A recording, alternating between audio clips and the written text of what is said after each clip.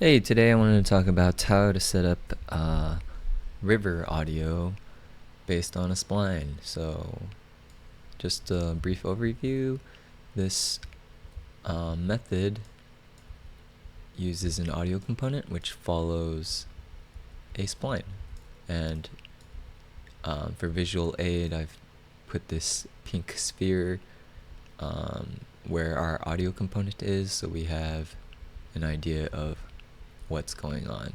And a couple other things, the spline has crossfaded values based on intensity. So over here this water is kind of going down, and the water will start to cool down in intensity once it reaches this area, and I can talk a little bit about how that works in just a moment.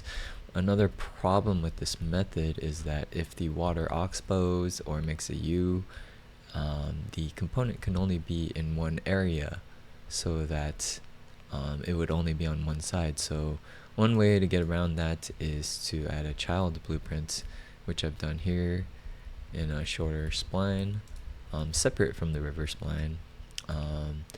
And one other issue is that when using this method where the component follows the player or listener, you want to make sure that the sound interpolates and moves so that since I have my listener on my camera, it would hop over if I just moved my camera like this. I'll demonstrate that now. So I have some smooth interpolation based on where my listener is. And I also have a trigger to see where I should start the sound and where I should turn it off according to a certain distance. So right about here, the sound is gone. If I go a little closer, it fades in smoothly. And if I wander up here, you can hear the intensity of the water raise. And if I move back down,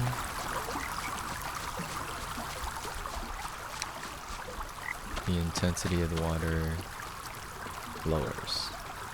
And let's check over here where the water makes a U. Here's our second spline, and it sounds smooth. So let's take a look at this blueprint. First I'll show you the sound actually.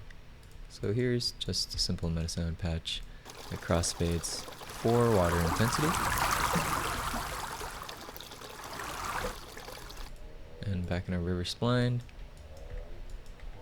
just in our begin play, I've cached our player character, set a default volume, and called this function. And we can see here I've cached the target position where I want it to be, and cached a current position, and set the interpolation from current to the target so that the component doesn't jump around. Like I mentioned before, this is just setting the location of the component and adding 10 to the Z so that it's not underground somewhere. Setting a delay to repeat our function, and running a check to see that if our player or listener is less than 4,500 units, then we'll fade in that audio and fade it out if we are farther than that. And over here in the second sequence, second node of the sequence, I'm just setting the water intensity and crossfading those values. So pretty simple setup, and child blueprint is simply just setting the volume multiplier, and it just does the same thing. And the last thing is I'm randomizing this start time so that it doesn't really cause any flanging. Otherwise you might get this kind of combing sound, which is pretty unpleasant and very noticeable. Yeah, that about covers this. I'll have a post with the code on my blog if you're interested or want to use this. And thanks for watching.